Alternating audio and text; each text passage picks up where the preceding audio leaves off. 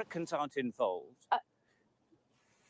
Sorry, Stuart, I'm just going to interrupt you for 1 minute, and then I want you to pick up your thought, because we've just got some developing news. We've been hearing in the last hour or so from Donald Trump, but we've now heard from the Israeli Prime Minister Benjamin Netanyahu, who has posted on X saying tonight President Trump and the United States acted with a lot of strength. So just some of the first statements coming out from Benjamin Netanyahu. We understand that he and President Trump have spoken. They've been speaking virtually every day since last Friday when Israel launched the first strikes on Iran. And we understand that they have also spoken in the last hour or so where President Trump gave Benjamin Netanyahu an update. And just in the last few minutes, we've heard from the Israeli Prime Minister Benjamin Netanyahu saying tonight President Trump and the United States acted with a lot of strength. He continues, Trump's bold decision to target Iran's nuclear facilities will change history. So just some statements coming out from Benjamin Netanyahu on X about the operations that took place in the early hours of this morning here in the region. There was a lot of speculation that this would potentially happen, although a lot of uncertainty as well. And we heard from President Donald Trump earlier when he put out that statement saying and confirming that that attack, a series of attacks on the nuclear facilities had taken place. Benjamin Netanyahu continues and says history will record that Trump acted to deny the most dangerous regime the world's most dangerous weapons. So Benjamin Netanyahu putting out that statement on X saying that tonight President Trump and the United States acted with a lot of strength, saying Trump's bold decision to target Iran's nuclear facilities will change history. He said history will record that Trump acted to deny the most dangerous regime the world's most dangerous weapons. He's made this statement in a video and posted it up on X. He goes on to say Trump's leadership has created a pivot of history that can help lead the Middle East and beyond to a future of prosperity and peace. So we are getting that video incoming that he has posted on X. But Stuart, I'm just going to bring you back in because that last point that Benjamin Netanyahu has made, saying Trump's leadership has created a pivot of history that can help lead the Middle East and beyond to a future of prosperity and peace. And it goes to the point of what we've been talking about. We just don't know at this stage how the Iranians are going to react at this point from the United States and Israel. It's wishful thinking that perhaps this is the moment where they can draw a line. There won't be these continued tit-for-tat attacks between Iran and Israel. And where you are, though, things are very different. They are on high alert and they are waiting to see what the Iranians do next. Yeah, well, there's no doubt the two men have been talking throughout the whole of this. And to a degree, obviously, the Prime Minister, Israeli Prime Minister, has been given the support that he'd been asking for from President Trump. He's actually got it. Now, it's going to be this pivot in history when it really might well be, not necessarily for the good, though. We just don't know what they've achieved. What the Prime Minister is inferring is that the ability of Iran to produce nuclear weapons has been finished by this attack. There's nothing I've read or know that about is absolutely guaranteed from this. Certainly any system for building anything can be started again. The definite feeling it's suggested by the Prime Minister is that this has been a conclusive attack, and it's at the very least put back any type of nuclear development back many, many years. He's obviously inferring further that actually it is the end and that there is now going to be a change in the position of the Middle East and things will change, obviously he's saying, for the better. But we're really going to have to see what has happened in those attacks. And when we can see that, there'll be an analysis of exactly how effective it's been. Stuart, thank you so much for that update, and we'll be coming back to you in a moment. But I just want to show our viewers that video that Prime Minister Benjamin Netanyahu posted, the one we were referring to, where he thanks President Trump for the operations that have taken place. Let's just have a look. Congratulations, President Trump. Your bold decision to target Iran's nuclear facilities with the awesome and righteous might of the United States will change history. In Operation Rising Lion, Israel has done truly amazing things. But in tonight's action against Iran's nuclear facilities, America has been truly unsurpassed. It has done what no other country on earth could do. History will record that President Trump acted to deny the world's most dangerous regime the world's most dangerous weapons. His leadership today has created a pivot of history that can help lead the Middle East and beyond to a future of prosperity and peace. President Trump and I often say, peace through strength. First comes strength, then comes peace. And tonight, President Trump and the United States acted with a lot of strength. President Trump, I thank you. The people of Israel thank you. The forces of civilization thank you. God bless America. God bless Israel. And may God bless our unshakable alliance, our unbreakable faith.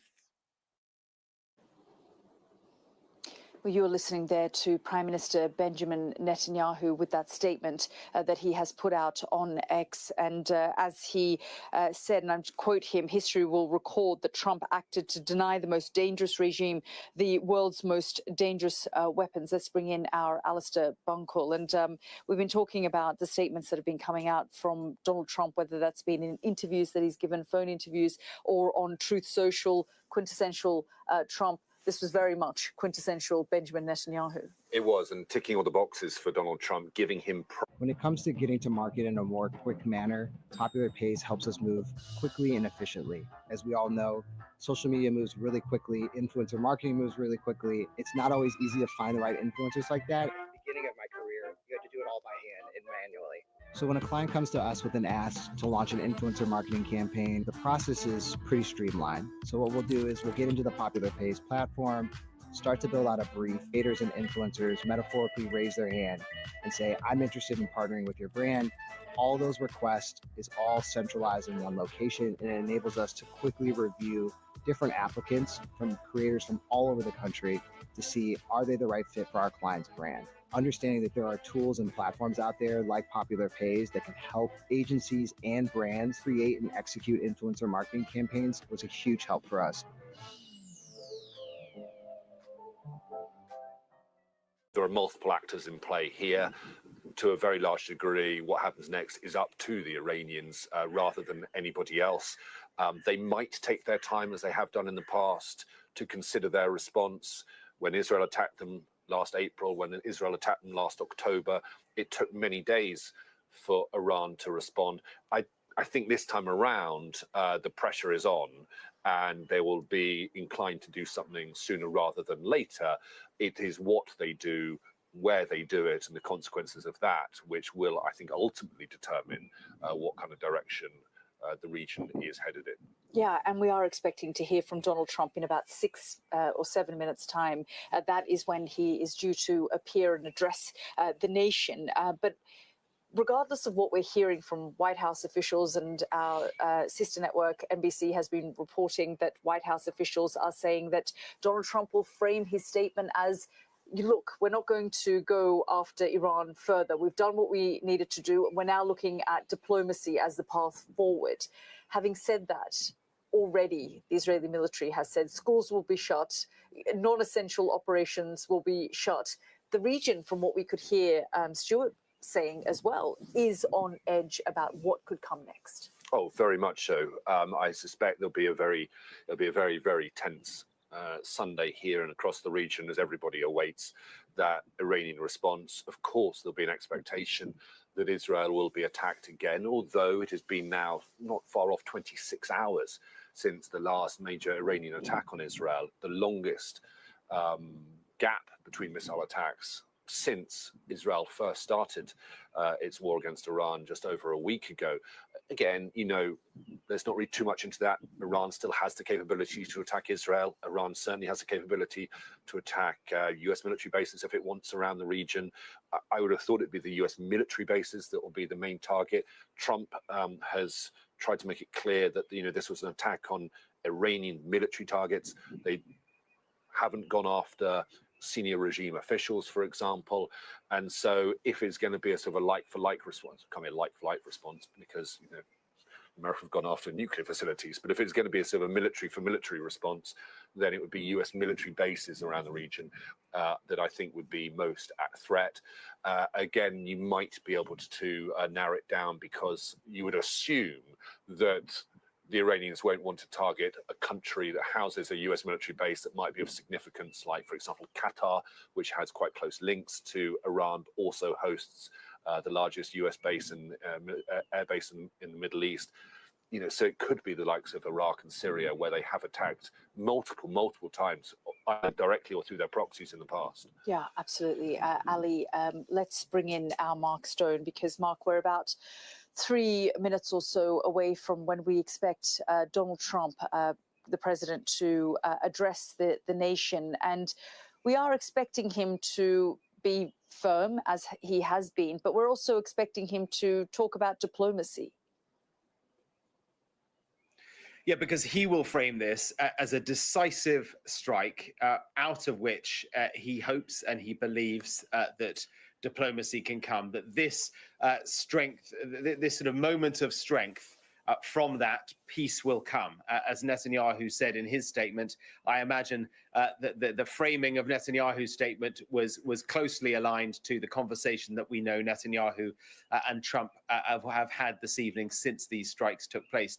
Just to pick up on your conversation just now about where the Iranians may try and attack from, Syria or Iraq. Well, one key calculus in the American administration over the past week has been that they've been watching very closely to see how effective Iran's proxies have been at attacking Israel in these series of counterattacks. And the answer is not very effective. So that has been a very important for Donald Trump as he's weighed whether or not to get involved. He and his generals have been watching, and they've seen that actually Iran has not been that capable. There has been no mass casualty event in Israel. So that has kind of buoyed them into thinking, you know what, maybe we can get away with what we now know wasn't just one strike, it was 6 of these MOPs, 6 of these massive bombs dropped on Fodor. We await to see the satellite imagery, which will give us some sense as the sun rises of just how successful it has been. Let me tell you, too, that we know now that when President Trump emerges in the White House in just a few moments' time, he will be flanked by his Secretary of Defense, Pete Hegseth, by his Secretary of State, Marco Rubio, and by the Vice President, J.D. Vance. They will all walk behind the president as he approaches the podium. This is not, I don't think, going to take place in the Oval Office. It's going to be an address to the nation from elsewhere in the White House, perhaps the East Room, and it will be in a few moments' time. Yeah, as you say, in the next few moments, we are going to be hearing from President Trump, who is going to be addressing the nation. And Mark, on Friday, we saw the E3, the Europeans, the British, the German, and the French meet in Geneva with the Iranian foreign minister. There were hopes that that would get somewhere, and it really didn't. And I guess in many ways, his allies, the Europeans, those speaking to him, may have seen this situation come as a surprise. I mean, already we're hearing from Antonio Guterres, the Secretary General of the United Nations, saying he's calling for de-escalation and saying that this is a very dangerous escalation, a direct threat to international peace and security. So we are hearing from leaders from the international community waking up to this news, concerned about where this could tip the region. And just to let our viewers know, we are now at the top of the hour. It is 3 a.m. In the UK, 5 a.m. Here in Israel, and we are expecting 10 p.m. in Washington, where you are, Mark, and we are expecting perhaps in the next minute or so for President Trump to emerge. Yes, a very rare address to the nation late at night. These addresses to the nations by US presidents, they come at moments of significance, moments of peril, perhaps. They usually come earlier in the day, in line with prime time. 6 p.m. is the normal time for such an address. But just a few hours after announcing that he had launched strikes on Iran's nuclear sites, President Donald Trump will shortly address the nation. The biggest moment, I think, for sure, of his presidency, certainly the biggest moment in terms of global affairs for his presidency. He's had so many voices in his ears over the past week, that some telling him this is the moment to go for it. You should strike Iran, be decisive, peace through strength, and yet many others telling him he should not do this, that the consequences, the intended consequences and the unintended consequences are just unknown. Let's listen now to the President of the United States, who will shortly be taking that podium. Sorry, I jumped the gun slightly. He's not there yet, but we now have a live shot there of the podium in the White House. And as I say, he will shortly be flanked by his Secretary of State, the Vice President as well, and the Secretary of Defense to address the nation. And I guess, Yalda, to explain why he believes he did this. Here is the President now. Let's listen in.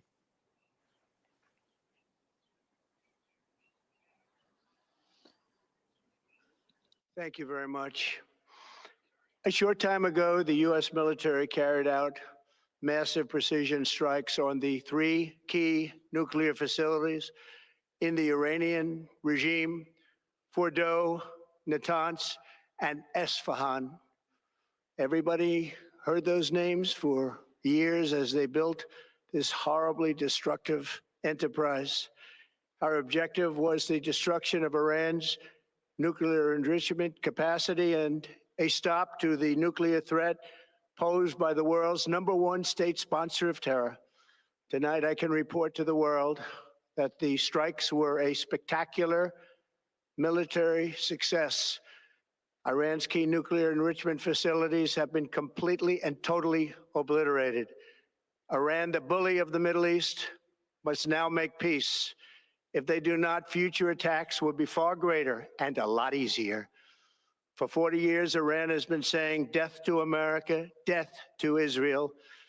They have been killing our people, blowing off their arms, blowing off their legs with roadside bombs. That was their specialty. We lost over 1,000 people, and hundreds of thousands throughout the Middle East and around the world have died as a direct result of their hate. In particular, so many were killed by their general, Qasem Soleimani. I decided a long time ago that I would not let this happen. It will not continue. I want to thank and congratulate Prime Minister Bibi Netanyahu. We worked as a team like perhaps no team has ever worked before. And we've gone a long way to erasing this horrible threat to Israel. I want to thank the Israeli military for the wonderful job they've done. And most importantly, I want to congratulate the great American patriots who flew those magnificent machines tonight, and all of the United States military on an operation the likes of which the world has not seen in many, many decades. Hopefully, we will no longer need their services in this capacity. I hope that's so. I also want to congratulate the chairman of the Joint Chiefs of Staff, General Dan Raisin-Kane, spectacular general, and all of the brilliant military minds involved in this attack. With all of that being said, this cannot continue. There will be either peace or there will be tragedy for Iran far greater than we have witnessed over the last 8 days. Remember, there are many targets left. Tonight's was the most difficult of them all, by far, and perhaps the most lethal. But if peace does not come quickly, we will go after those other targets with precision, speed, and skill. Most of them can be taken out in a matter of minutes. There's no military in the world that could have done what we did tonight, not even close. There has never been a military that could do what took place just a little while ago. Tomorrow, General Kane, Secretary of Defense, Pete Hegseth will have a press conference at 8 a.m. at the Pentagon. And I want to just thank everybody, and in particular, God, I want to just say we love you, God, and we love our great military. Protect them. God bless the Middle East. God bless Israel, and God bless America. Thank you very much. Thank you.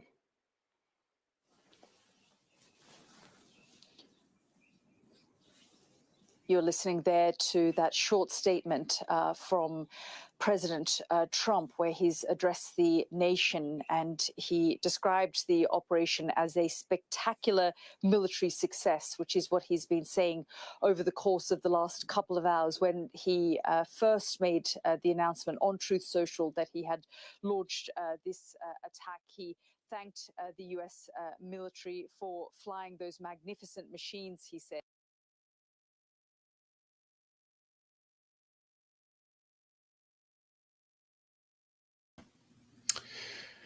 Good evening, everyone. You just heard from the President of the United States speaking about the attack on Iran on military assets. The President saying that this was by far the most lethal and strategic sites that we have launched an attack on. He thanked the military. He thanked the Israeli military, the U.S. military as well. I'm going to bring in now Jolly, who is my chief congressional correspondent in Washington, D.C., to talk about it. Jolly, I don't know why we did this. It seems like it was a preemptive strike to preempt what, I am not sure, but he's saying that they had gotten rid of Iran's military assets, but did not really expand on that, only to say that there was General Kane and Pete Hegseth, that there's going to be a press briefing tomorrow at the Pentagon. What did you make of what's happened in the president's statement? Honestly, I got like 5 things I want to say, and I wish I could just say them all simultaneously. I just sent you something. If we're able to put that on the screen, I don't know if it's possible. But I think that what I just sent you is, of the 5 things I have to say, the most important thing that needs to be said right now. Let me see if you're able to get that up on the screen, because I really want to go over this.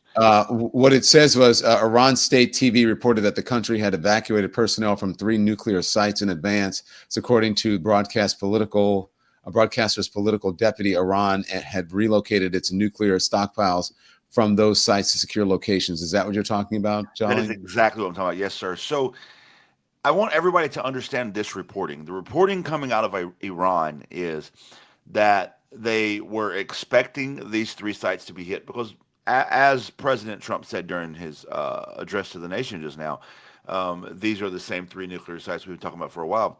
So when the reporting was out there that we had their airspace, and by the way, where did the reporting come from that we were in their airspace? From Donald Trump. There it is. From Donald Trump on Truth Social.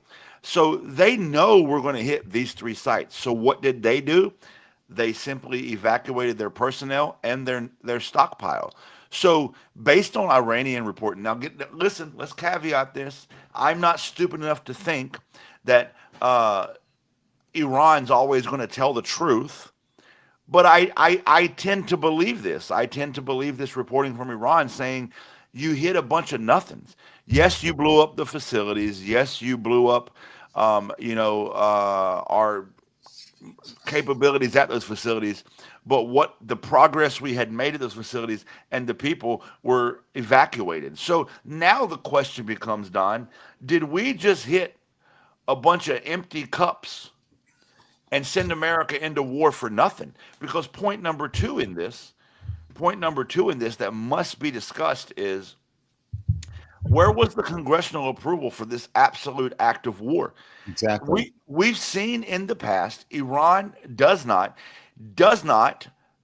just sit by idly and let you attack them. During Donald Trump's first term, and not enough people talk about this, during Donald Trump's first term, he killed Qasem Soleimani, and then they talk about that, but what they don't talk about is immediately after that, Iran sent missiles to U.S. bases in Iraq and damaged our bases, as well as injured over 100 soldiers stationed in Iraq, and we did nothing about it. So bet your ass Iran is going to respond to this attack. Iran is going to respond to this attack.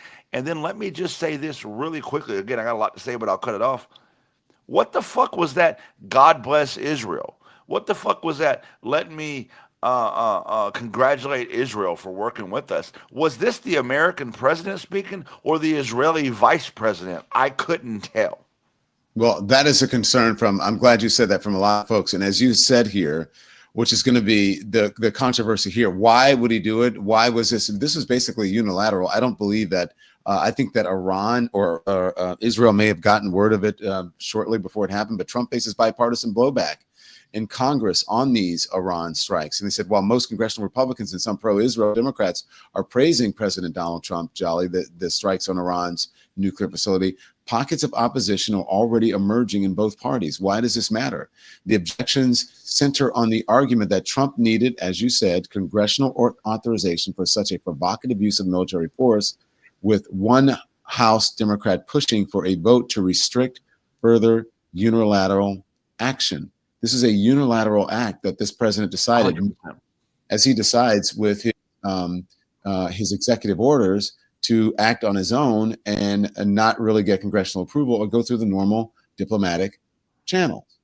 But let's remind everyone, Don, that prior to this unilateral attack, Representatives Ro Khanna from California, as well as Republican Representative Tom Massey, bipartisan agreement on the House floor, passed a bipartisan agreement saying that the president shall not act without the approval from Congress, because here's why it's important. Any action on Iran is an act of war. And so the Congress is saying, hey, if it's congressional, I want to explain to everybody the semantics of this.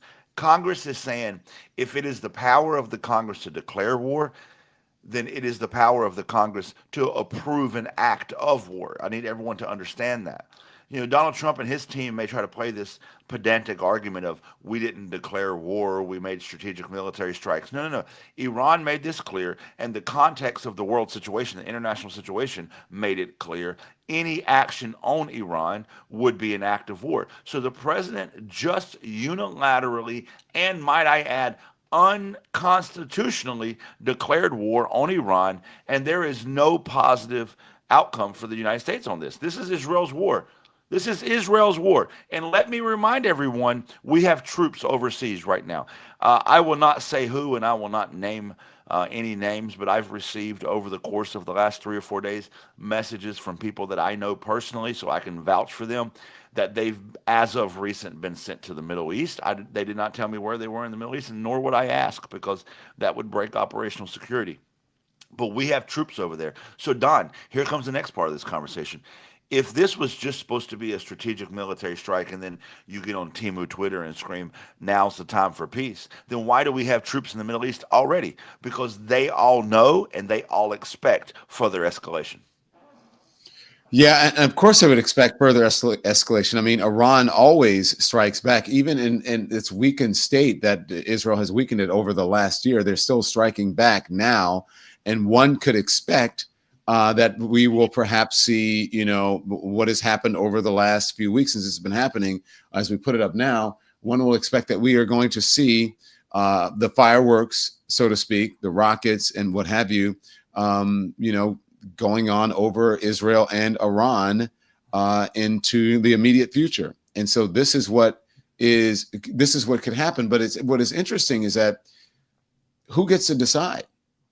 And what happens, and who gets to either rein in the United States or rein in Israel, or at least they have some, you know, idea of some sort of oversight into all of this, Jolly. That is a huge thing here. Are these two men just acting on their own? Yes, they are. I mean, right? Congress has made it clear. So between the strike happening, when the news of the strike first came out, I immediately reached out to a bunch of my congressional contacts, because that's what I do. I talk to Congress a lot. And I'm going to tell you, about 80% of them gave me the following response. We're waiting for more information from the president to find out what just happened. And why are they waiting? Okay. Because this type of act is an act of war. So without congressional approval, you can't make an act of war. So I was trying to get Congress members on this live with you and me to talk to us, but they're quite honestly flabbergasted. Like, what just happened? This is a unilateral act. And we've already seen some Congress people make public statements. Representative Jasmine Crockett of Texas stated that she feels this was a unilateral act of war. She's made a public statement on her social media platforms saying that this was a unilateral act of war, and she's not wrong. Thomas Massey, a Republican, I want to point out he's a Republican, stated that this was unconstitutional, and he's right. It is. So now the question becomes, what next? And by the way, I just really want to highlight that at the end of his address here, the president said two things. He said, "All thanks to God, we love you, God." And that just, what? I mean, it's one Yeah. thing to say, "God bless America." It's another thing to say, "All thanks to God, we love you, God," as if you're representing America from the position of the Christian God. And so that's where we are, Don. He's Yeah. making it clear. Three things he's made clear. He don't give a fuck what Congress says, because Congress said don't attack Iran. He did it anyway. Number two, he's made it clear that his God's the only God. And by the way, calling it his God is another conversation, but his God's the only God. And then number three, he said, "God bless Israel and congratulations to Israel, and America stands with Israel." Meaning what? Meaning, by the way, the only reason we did this is because of Israel. Yeah. State sponsor of terrorism. He said that Iran, during his speech just moments ago, his address to the nation and the world, really, President of the United States, Donald Trump, said that Iran was the #1 state sponsor of terrorism, that they had made significant hits on sites in Iran. It says their nuclear facility capabilities had been totally obliterated. Those are his words. He said that there were 40 years, they said, for 40 years, Iran has been killing people. And it's contributed to the death of Israelis and people in Israel. And he thanked Benjamin Netanyahu. He said that he also thanked the U.S. patriots, he said, and the U.S. military. And also, as you said, he thanked God, and then also put Israel into that statement as well. But Don, okay, honest question. Now think about what I'm about to say. I want everybody watching this to think about the words I'm about to say. In his statement, he said that Iran has been attacking American soldiers and has been attacking American assets and been the #1 threat to America and the #1 state sponsor of terrorism.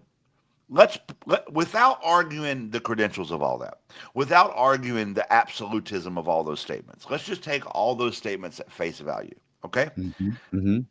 If all that's true, then why did we not do anything about it? Right? This is how you know it. This is how you know it's not true.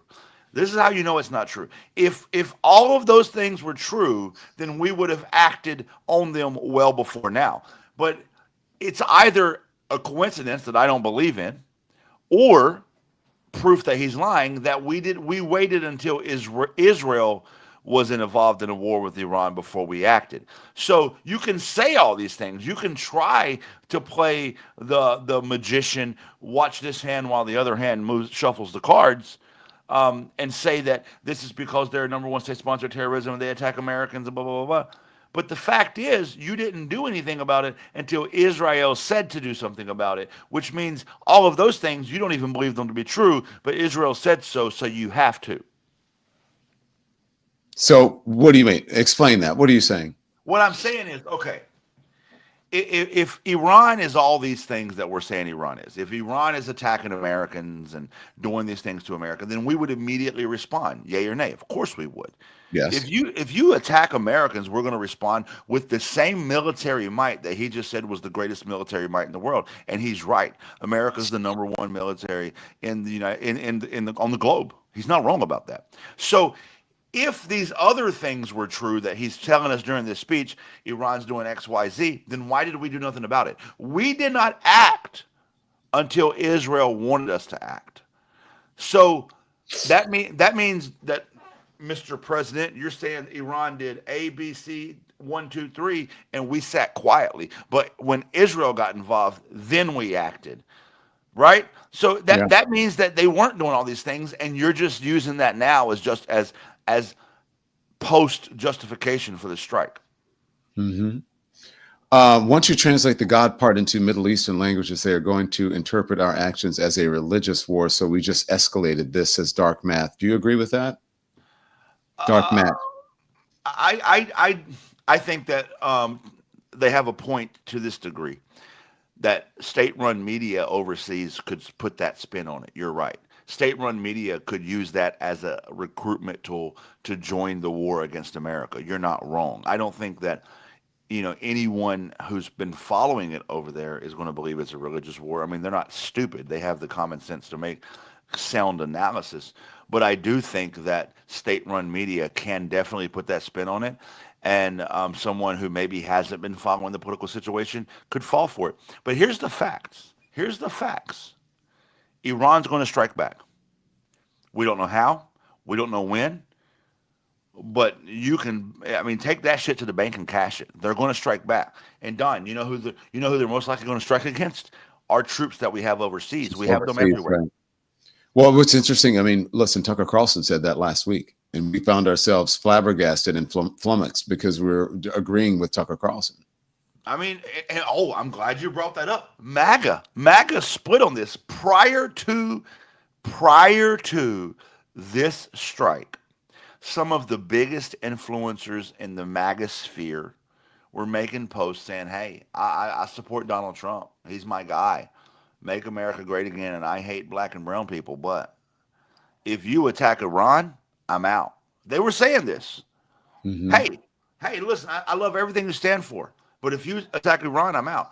Now he has. Prior to you and I going live, I scrolled my MAGA feed. I have a whole account, by the way, where I interact with MAGA to make sure that account's always MAGA. So I got on my MAGA feed. Oh, my God.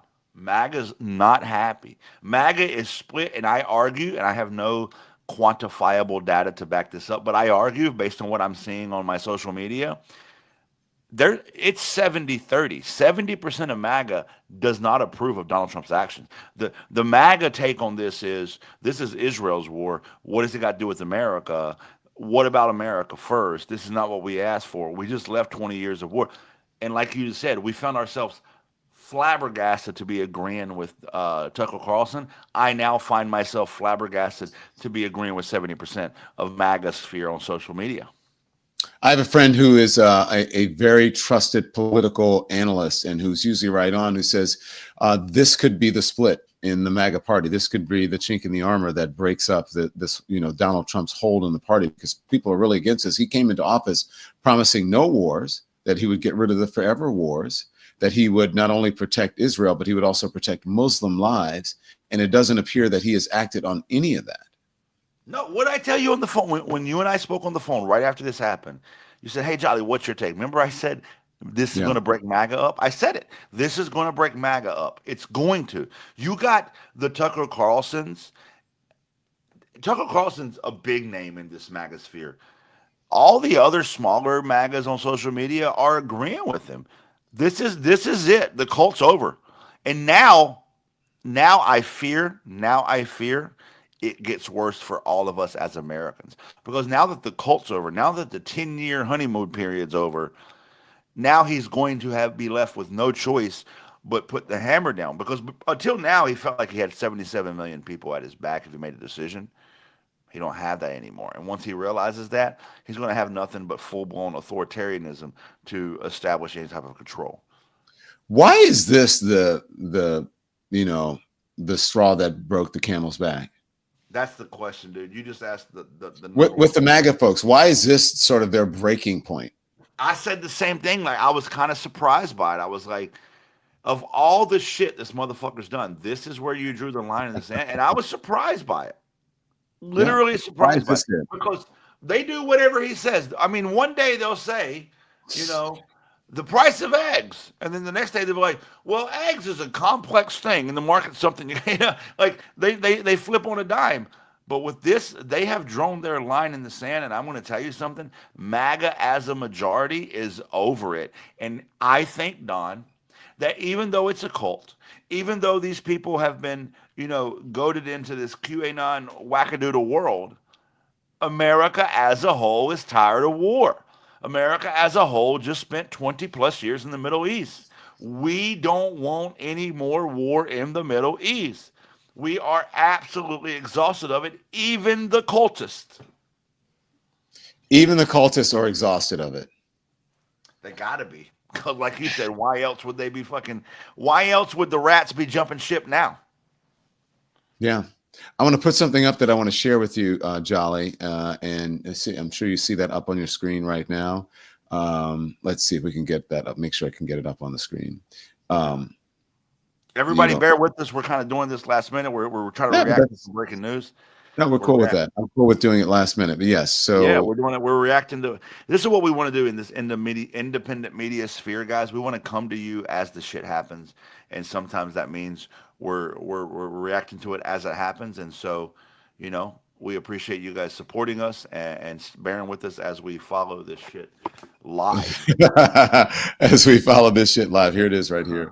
This is Alexandria Ocasio-Cortez. I'm getting this from my producer, Peter, who's saying the president's disastrous decision to bomb Iran without authorization is a grave violation of the Constitution and the congressional war powers. He has impulsively risked launching a war that may ensnare us for generations. It is absolutely and clearly grounds for impeachment. First of all, I love that AOC and Jasmine Crockett are the first two we hear from in the Congress, because those are two Congress members who are not afraid to say it how the fuck it is. Listen, I'm gonna go against what I've been saying on social media. If anybody follows my social media, you're gonna say, "Well, Jolly, you've been saying the opposite." So I'm gonna tell you something. I hope they impeach him. But what I've been saying on my social media is that impeachment is a frivolous pursuit, because at this point, impeachment makes him a martyr. We've done it 3 times already. It goes nowhere. It goes along partisan lines. The Republican has the majority, and that's why they're waiting until 2026 to get a Democratic majority to push for impeachment. But my concern was that impeachment would make him a martyr. This is what I've been saying on my social media. So anybody who's been following me knows that's my stance on impeaching Donald Trump. However, pause for effect, the tides have turned. However, we now see this split in MAGA, and we even see Republicans coming out that weren't coming out before saying, hell no, this ain't it. We now see the tide turning against Donald Trump, and I actually believe that impeachment might actually work right now, when if you asked me this 48 hours ago, I say, hell no, it's nothing but political theater. So I happen to agree with AOC on this. You do. You happen to agree with AOC on this particular thing. I do. Wow, interesting. Because I think this is going to be the split. I think this is the split in MAGA's armor. I think this is where the cult is like, hey, you know what? I'm throwing in my red hat. This is not what I signed up for. And if that happens, if he loses the power of the cult, remember, this is a cult. These MAGA, look at that shit. These MAGA Republicans are scared to go against Donald Trump because they're worried about these wackadoodles showing up at their front door with a hammer, or these wackadoodles knocking on their door dressed up like a police officer wearing a latex mask. They're worried about the wackadoodles. Well, guess what? If Donald Trump loses control of the wackadoodles, he has no power over the Republican Congress anymore, and everything's up for grabs at that point. And I think that this might be it, Don. How the fuck can we go back to war? Didn't we just get out of 2? Yeah, we did. We did just get out of 2 wars. Again, I want to thank the U.S. Patriots. I want to thank the U.S. military, the Joint Chiefs of Staff. There will be, let's see, there's going to be peace, or he says, this is important, or there's going to be tragedy for Iran. There's going to be peace, or there's going to be tragedy for Iran. And then he says, there may be more targets. But tonight, this was the most important targets and the most difficult. And again, Pete Hegseth, Marco Rubio, J.D. Vance flanking the president of the United States tonight at the White House, speaking out, and as he was giving this press conference. Yeah, and I want to remind everybody what you and I talked about all of, 10 minutes ago. He's calling this a success. He's calling that he hit the most important targets, and that we've taken out their nuclear facilities. According to Iranian state media, and Don had this up on the screen just a minute ago, according to Iranian state media, they evacuated their stockpile and their personnel out of those sites prior to the U.S. attacks because they knew they were coming. So what did we actually accomplish? Blowing up some infrastructure? Sure. I mean, it's going to cost them money. They're going to have to rebuild their infrastructure. That means they can't go back to whatever activities they were doing in those facilities time tomorrow. But the stockpile, which is what's important here, survived. So what did we accomplish by this act of war, which, by the way, has just made America less safe? You've just made America, and more importantly, American military members who are stationed overseas, less safe. At this very hour, as we're having this conversation, all American military bases that are OCONUS, which means outside the continental United States, so that means any military base that isn't in America, has been put on high alert. What's called ThreatCon Charlie. I've been in the military during ThreatCon Charlie and ThreatCon Delta. This is complete lockdown of the bases. All American military bases here in America have been put on high alert. Not ThreatCon Charlie, but high alert. Why did every single military base in the world just get put on high alert? Because the United States president unilaterally took an act of war and put us in higher danger, only to accomplish what? Because we've now learned from Iranian state media that he didn't even hit anything important. Didn't hit anything important, but he said tonight was the most difficult. And that he said that they have hit many targets and that there will be, again, that there should be peace or there should be tragedy for Iran. He made it seem like they hit the most strategic targets this evening. And if they didn't, come under his wishes and his command, that there would be more sites that were hit that go beyond these very important and big sites, as he said. But this is why it's important, Don, that this is not unilateral decisions. Because we need U.S. intelligence and not Bibi Netanyahu to analyze, are these targets worth hitting? Is the risk cost analysis, the risk gain analysis worthwhile to America, to American service members, to the safety of America? And the answer is no. If they cleared the stockpiles out before we hit them, then what did we really accomplish? Other than, you know what it reminds me of, Don? It's when you just peacock, right? You throw your feathers up and strut around. I'm so strong. Well, that's what he's been doing the entire time. You know that, right? Yeah, he's been doing that. 100%. And when you strike facilities that don't even have stockpile in it, what the fuck did you do?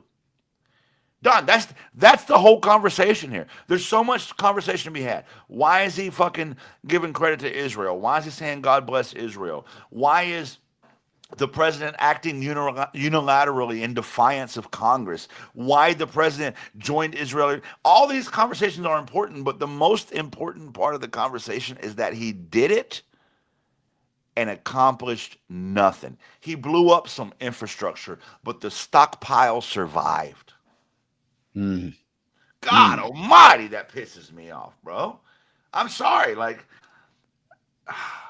We didn't even accomplish anything important enough to put us in this precarious situation we now find ourselves.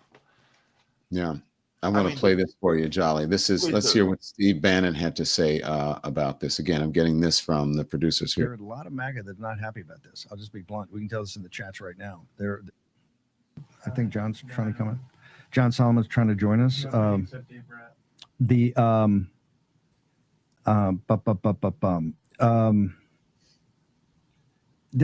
president's got to, make the address. I also think he's got to talk to MAGA. There are a lot of MAGA that's not happy about this. I'll just be blunt. We can tell this in the chats right now. There are a lot of the chats that are just saying, hey, I hear you, but, you promised you wouldn't do this. I hear your thing, and maybe they didn't negotiate. So I do think, as I said, I believe he will get MAGA on board, all of it, but he's got to explain exactly and go through this. And remember, I said today, the party is on, using that World War II phrase, who's going to host it? And early in the evening, we were hoping and working with people and saying, hey, maybe Israel is going to step up here. I think a big question is going to be why Israel did not take the lead and do this. Because right now, this is back to the United States. And I understand maybe we could get Fordo, but I think that's got to be explained.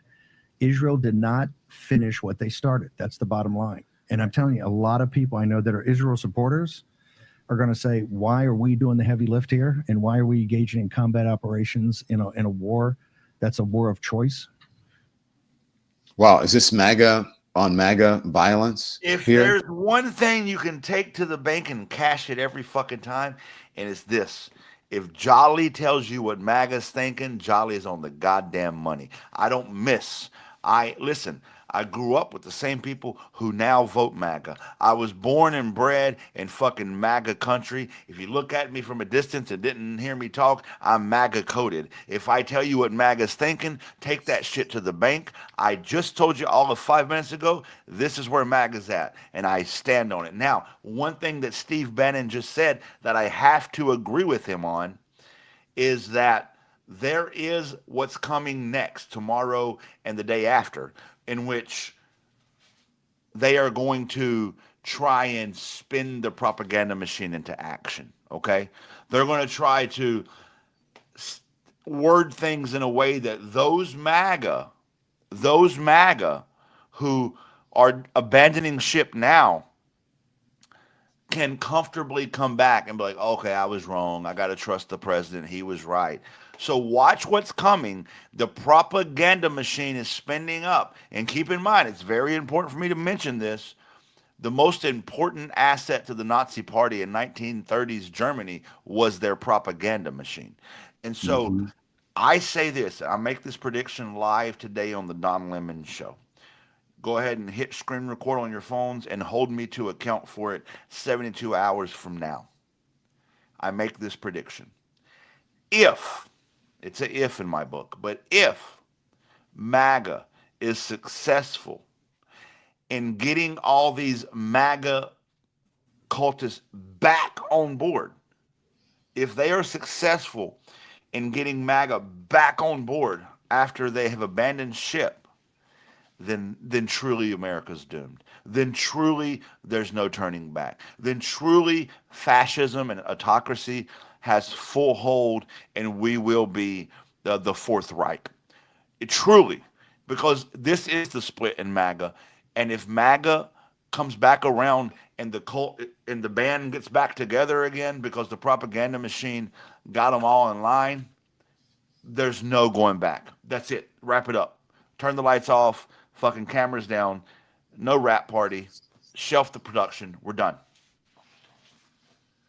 I want to put this up for you right now, because I think this is really important as well. This is what the information that we're getting. Again, this is coming in from the producers who are saying, per CBS News, top Democrats on congressional intelligence committees were not briefed in advance of the bombings. But guess who was? Guess who was? Who was? The Republicans. Yeah. So this is important for everyone. I'm glad you brought it up, because I actually was looking at this before we went live and I forgot about it. So Republican Congress members were briefed on this prior to it happening, but Democratic Congress members were not. Guys, this is not what a democracy looks like. This is not what a constitutional republic looks like, which is a democracy. This is not what a functioning government looks like.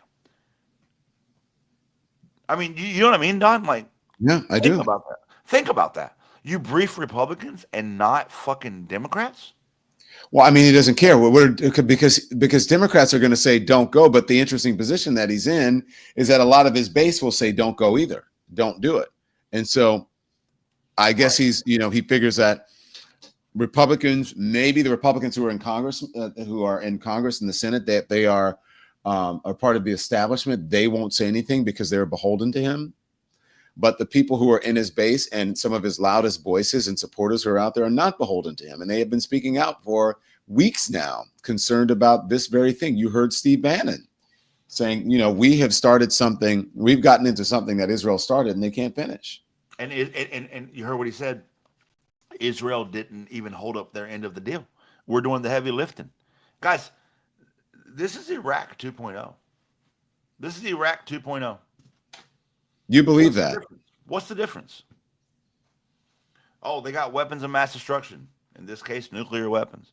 Oh, all the intelligence in the world says that's not true, but we have to trust that the president has the intelligence. The rest of it. This is exactly what happened in 2003. They're going to say, look, Jolly, you're being hyperbolic. Of course not. No Right. way. This is not Right. right. You know, that's what they're going to say about what you're saying, is that you're just being hyperbolic about this. And to the naysayers, I say this. If Iran was the threat that we're being told Iran was, then why would we need the Israeli escalation for us to join? Okay, if I don't like you and I tell you that this guy is my worst enemy and I want to fight him and we gotta fight, but I never fight you until my best friend has a problem with you. I'm fighting on behalf of my best friend. I'm not fighting. Everything I say is bullshit, right? So America's literally, here's what Donald Trump, I want everybody to please pay attention, because this is what's coming in the next 72 hours. They're trying to sell you the snake oil that Iran is a threat to America and that we need to attack them there before they attack us. If you're not over the age of 30, maybe you haven't heard this before, but it's exactly what we were told in 2003, that we have to attack them over there. At that time, it was Al Qaeda.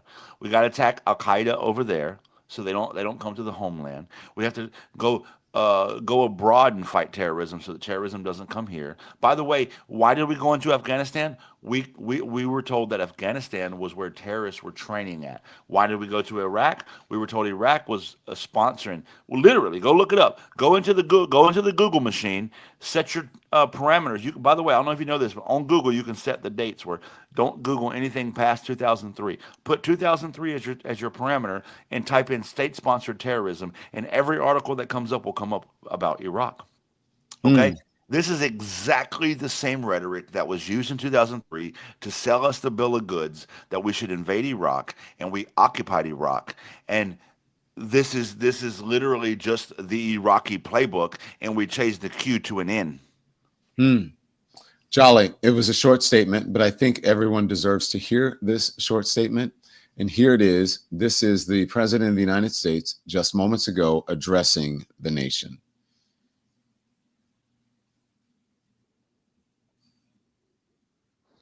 Thank you very much. A short time ago, the U.S. military carried out massive precision strikes on the 3 key nuclear facilities in the Iranian regime: Fordow, Natanz, and Esfahan. Everybody heard those names for years as they built this horribly destructive enterprise. Our objective was the destruction of Iran's nuclear enrichment capacity and a stop to the nuclear threat posed by the world's #1 state sponsor of terror. Tonight, I can report to the world that the strikes were a spectacular military success. Iran's key nuclear enrichment facilities have been completely and totally obliterated. Iran, the bully of the Middle East, must now make peace. If they do not, future attacks will be far greater and a lot easier. For 40 years, Iran has been saying death to America, death to Israel. They have been killing our people, blowing off their arms, blowing off their legs with roadside bombs. That was their specialty. We lost over 1,000 people, and hundreds of thousands throughout the Middle East and around the world have died as a direct result of their hate. In particular, so many were killed by their general, Qasem Soleimani. I decided a long time ago that I would not let this happen. It will not continue. I want to thank and congratulate Prime Minister Bibi Netanyahu. We worked as a team like perhaps no team has ever worked before. And we've gone a long way to erasing this horrible threat to Israel. I want to thank the Israeli military for the wonderful job they've done. And most importantly, I want to congratulate the great American patriots who flew those magnificent machines tonight, and all of the United States military on an operation the likes of which the world has not seen in many, many decades. Hopefully, we will no longer need their services in this capacity. I hope that's so. I also want to congratulate the chairman of the Joint Chiefs of Staff, General Dan Raisin-Kane, spectacular general, and all of the brilliant military minds involved in this attack. With all of that being said, this cannot continue. There will be either peace or there will be tragedy for Iran far greater than we have witnessed over the last 8 days. Remember, there are many targets left. Tonight's was the most difficult of them all, by far, and perhaps the most lethal. But if peace does not come quickly, we will go after those other targets with precision, speed, and skill. Most of them can be taken out in a matter of minutes. There's no military in the world that could have done what we did tonight, not even close. There has never been a military that could do what took place just a little while ago. Tomorrow, General Kane, Secretary of Defense, Pete Hegseth will have a press conference at 8 a.m. at the Pentagon. And I want to just thank everybody, and in particular, God. I want to just say we love you, God, and we love our great military. Protect them. God bless the Middle East. God bless Israel, and God bless America. Thank you very much. Thank you. I didn't even catch the first time around that he said, God bless the Middle East. He said this is a military attack, the likes the world hasn't seen in decades, or many, many decades. Well, no, I disagree with you there, Donald Trump.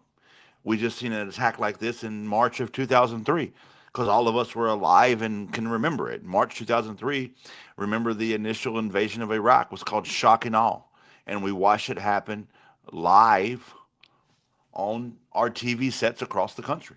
So no, this isn't an attack that we like the likes we haven't seen in many, many decades. This is actively rewriting history.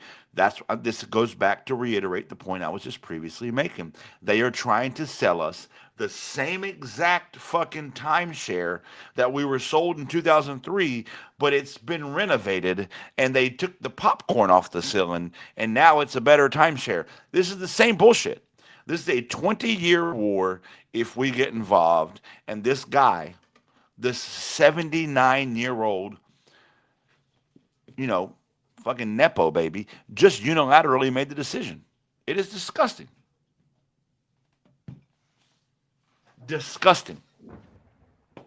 Now, Jolly, where are we right now? And do we even know at this point where we are? We are in the upside down, Don.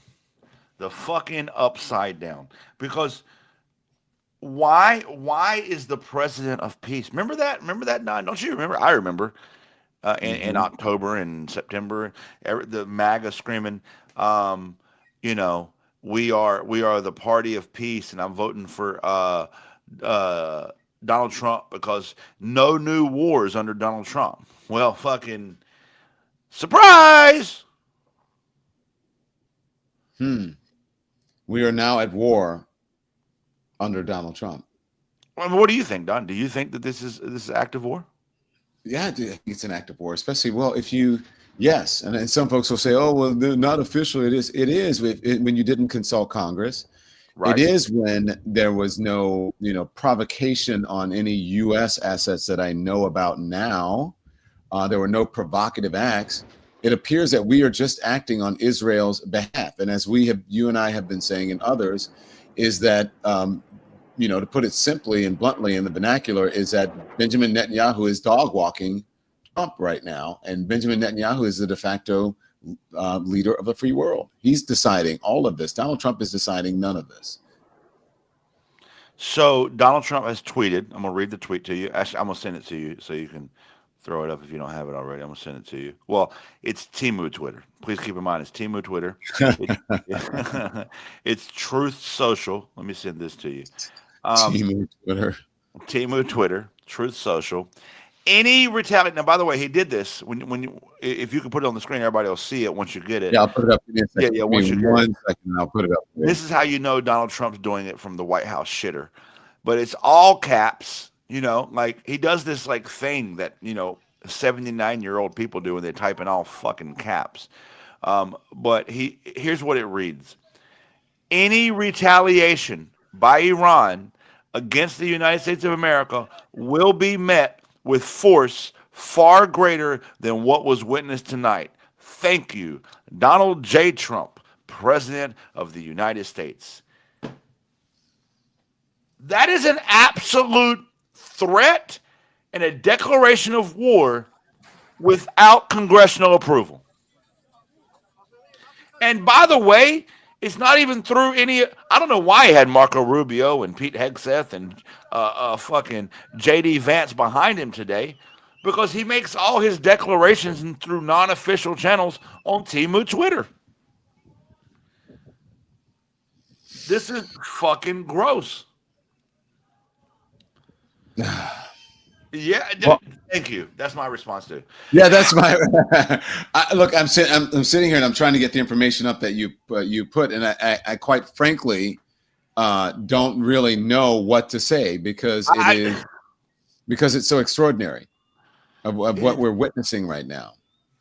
It's the president just said on a social media website, the most unofficial of channels, if Iran retaliates, they'll be met with greater force. Don, let's be honest with all of our viewers right now. Is Iran going to retaliate? Of course, Iran's going to retaliate. 1,000%. 100,000% Iran retaliates. And so the president, Donald Trump, just put us into a position we can't back out of now. He just said on Temu Twitter, any act of force will be met with, or any act of retaliation by Iran will be met with a force greater than what we witnessed tonight. Yeah. These are photos from the Situation Room that are being put out from the news wires, and that is him and with his "Make America Great Again" hat on. All right, so he's such a con. Yeah, and Pete Hegseth and Marco Rubio and JD Vance in the Situation Room. It looks like it's Marco Rubio there in the foreground. No, you're right. It is. It's Marco Rubio, Pete Hegseth, and JD Vance. Yeah, and JD Vance. Yeah, it's the four white men that are making all these decisions to bomb the brown country on behalf of Israel. I mean, this is gross, dude. Like, what are we doing? What the fuck are we doing? Well, I mean, you know what we're doing. Yeah, I know.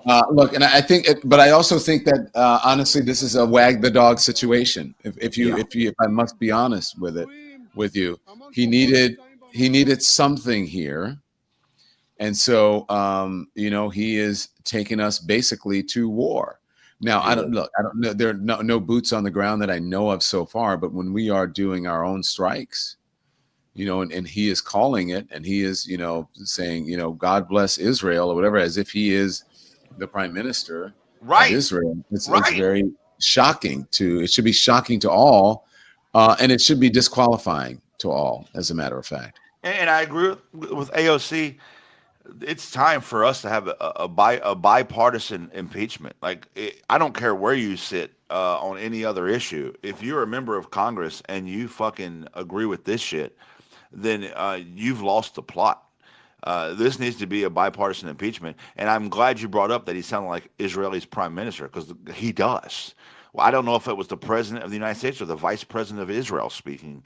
And by the way, you said there's no boots on the ground. I have spoken directly to members, active duty military members, through both text message and other messaging services, that have told me that in the past 7 days, they've been sent to the Middle East. They did not tell me where in the Middle East, nor would I ask, but they were previously not in the Middle East, and now at the time of our conversation are in the Middle East. Don, why would we have troops in the Middle East if we didn't already plan for an escalation?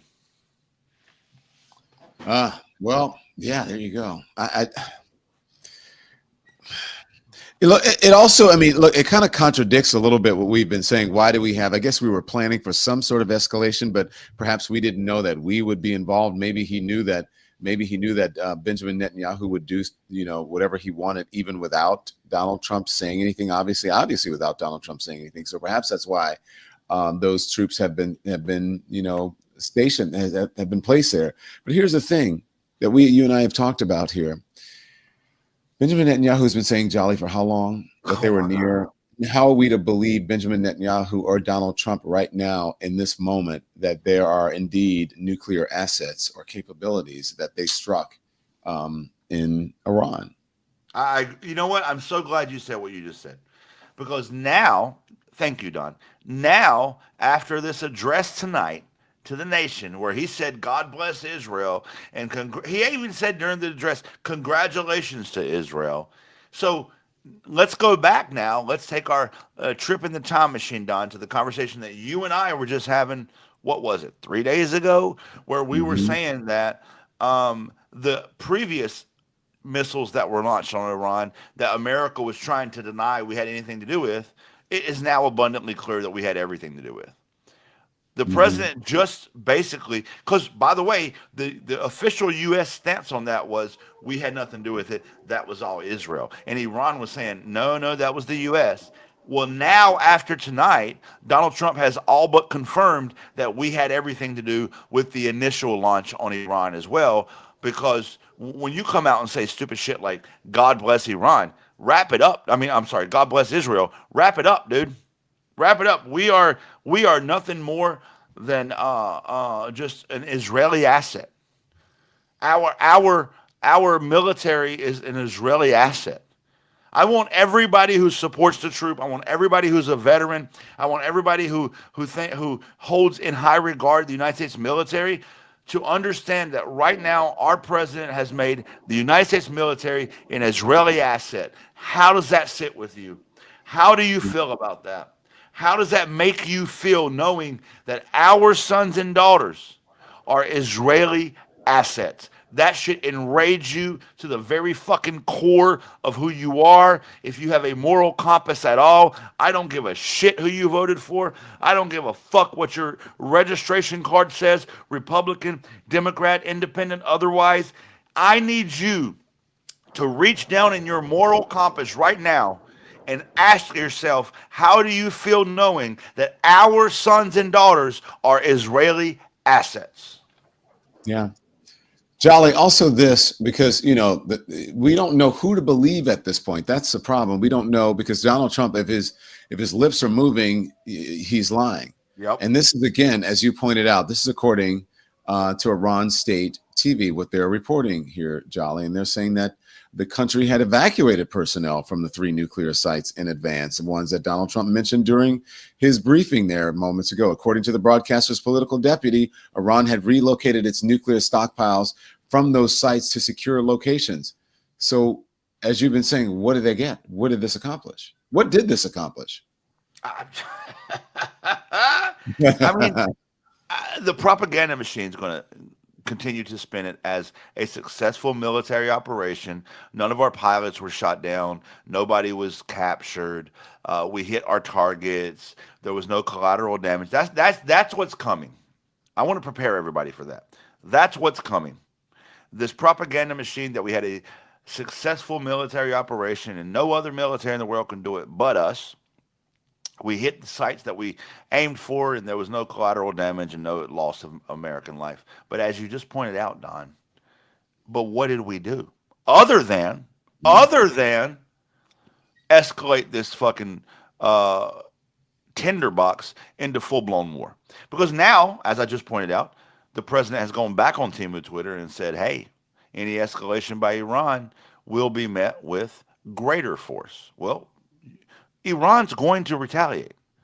There's no ands, ifs, or buts about it. Iran is going to retaliate. And so now the president has said, we will then retaliate. Guys, once acts of war become a ping pong situation, we are at war. Without, let me say it again, without congressional approval. Right on.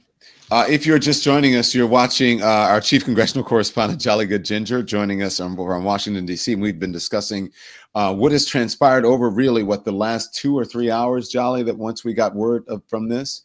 And that is the United States is at war.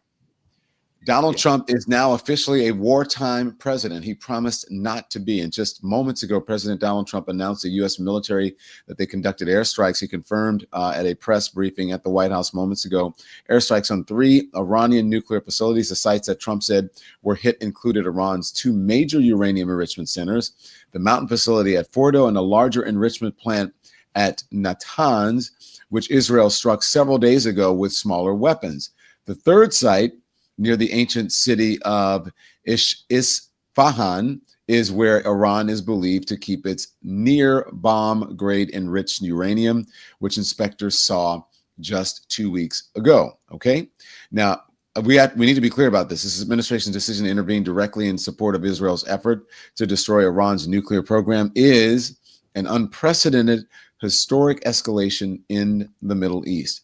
These strikes, which came on the 9th night of the war between Israel and Iran, will likely provoke retaliation from Tehran against U.S. troops and military installations across the region. Jolly has been speaking about that. Jolly, it is, folks are wondering, why did we do this, especially unilaterally, when it appears at this point, unless they have some intelligence that we don't know about, that no assets, United States assets had been targeted, or at least were planned to be targeted, unless I guess we did what we did now. Why did this have to happen in the first place, and why are we acting on behalf of Israel? Not only do we not only are we asking that, Donald Trump's staunchest supporters, many of them, MAGA, is asking that. Sorry, Jolly, to interrupt you. No, I'm so glad you said that last part. Listen, the MAGA is breaking up with Donald Trump. Not only do we not have intelligence that Iran had any intentions of striking us, Iran came out and said, hey, United States, this is not between us and you. So this is between us and Israel. Leave us the fuck alone. If you get involved, we're going to strike back. And all America had to do was, watch this, put America first and not get involved, right? But we put Israel first. This is the message I want you to, when this live ends tonight, I want everybody watching this live to take these two messages to the interwebs. All right, because we got to start playing the same game they play and speak in short sentences and keep it real concise. Number one, we put Israel first. Take that to the interwebs. Number two, our military is Israeli assets. The United States military is an Israeli asset. Take that shit to the interwebs too. So I don't know if we're any more a world superpower or the strongest military in the world or the beacon of hope. I think we're just Israeli assets. And if anybody can explain to me how I'm wrong there, I'm all ears. I can't explain to you why you're wrong, and I know you're all ears, but I don't believe that you are wrong. And I think that we are in a position now where no one knows, as I've been saying, no one knows what the hell happens next. At least when there were other presidents, we would say,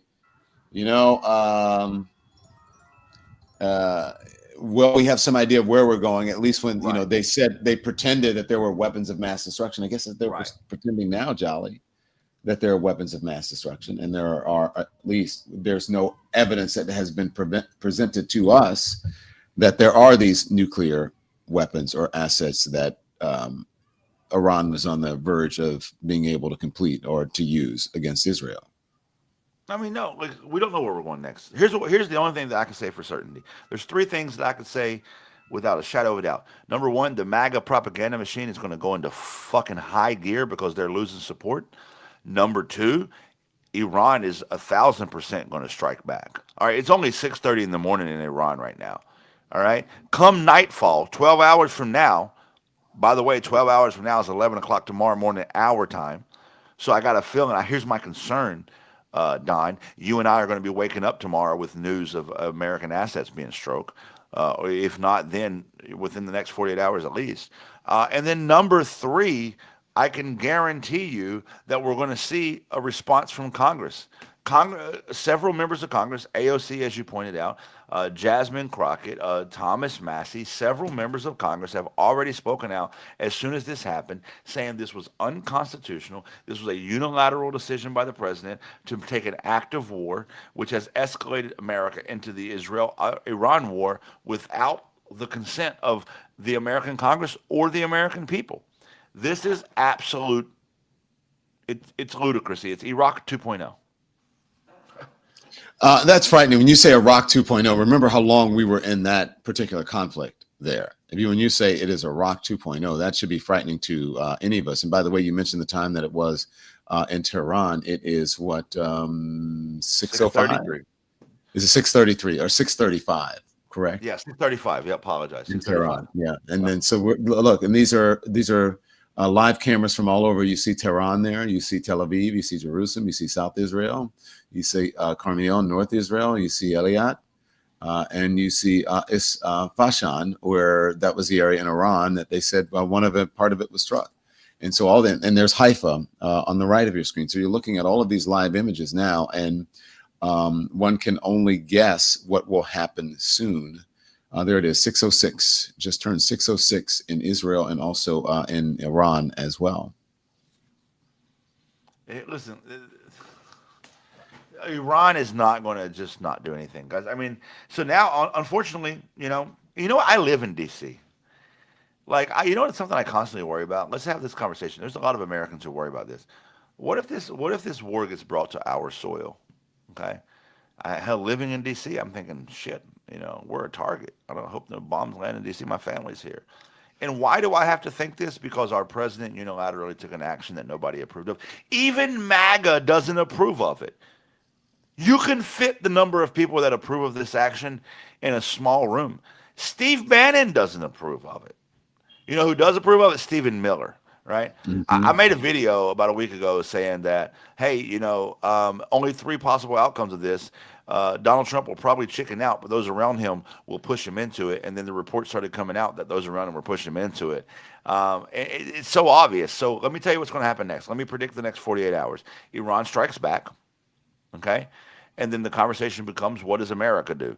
Don, you've been covering this shit for a long fucking time. When the conversation is, after they strike back, what do we do next?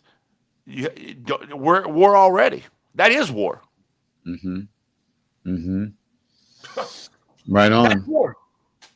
Images now. This is a live image of Tel Aviv right now that you are looking at. And look, we would hope that this would not escalate, but I think you're right on when you say that, yes, of course, they are going to retaliate, right? And we can only wait to see how soon that happens. And that it's probably going to happen very soon. Yeah, I mean, somebody has convinced this 79-year-old man that if we show our strength, puff, puff, that they'll just back down. What? In what world? That's not true. This is just not true. No one doubts the might of the American military. No country on earth doubts the might of the American military. So showing off the might of the American military is not going to make anyone change any decision they were already making. This is stupid. Yeah. Dumb. Jolly, my man. Well, we'll see what happens. We're going to continue to monitor this and see what happens. But I mean, look, to me, it is, wow. I don't know where we're going to be when we wake up in the morning. I don't know what's going to happen. But look, we wanted to get you informed here on the Don Lemon Show because that's what we do. We try to keep you informed. And I always tell you, as you know, Ginger, Jolly, I should call you Ginger. Sorry about that. Jolly, as you know, I always tell my folks here on the Don Lemon channel that I'm not going to bombard you with everything, every single Truth Social or Temu Twitter or whatever you want to call it. I'm not going to bombard you with all of that, right? Every single thing that Donald Trump tweets or posts or all of the bombastic, hyperbolic things that may come out of his mouth. But the important things I'm going to tell you about, because you need to be informed. And this is extremely, extremely important because it has consequences, not really just for America, but for the world, Jolly. Yes, for the world. And listen, I said this, I think I was on your live when I said it. The world's already stopped sharing intelligence with us. We've already lost the trust of our allies, thanks to Donald Trump. We've already ostracized ourselves from Canada, from most of the European Union. We've already made ourselves the enemy of the people who are supposed to be our friends. And now this. And now we've taken a portion of the world that we're not in. Our country is safely located geographically far from the war that we just started or that we just escalated. I apologize. And how's the rest of the world going to view us? They're going to view us as incompetent bullies who make rash decisions without even our own Congress being a part of the conversation. Guys, the consequences of what we just did might not hit you yet, but they're coming. Well, I mean, how is it not? I mean, we are. How can they see us as anything other than what we are? And that I believe that we are bullies right now. I believe that we are bullies right now. At the behest of Israel. Yeah. As usual, this is what Sherry Baby 80 says. As usual, his ego is at the wheel. Impeach Cheetolini and his arcs. Save America, save the Constitution, save civil rights. No wars. The next presidency will have so much to clean up. Well, you're right about that. And by the way, thank you for your generous support. So listen, make sure you check out Jolly. Jolly is always live. He's also on social media. Jolly is our chief Washington correspondent here on the Don Lemon Show. Jolly Good Ginger, we thank you. We're going to leave you now this evening at this tender hour at 11 p.m. Eastern time. Make a wish. Where it is, what is it? 6:40. 37. 6:37.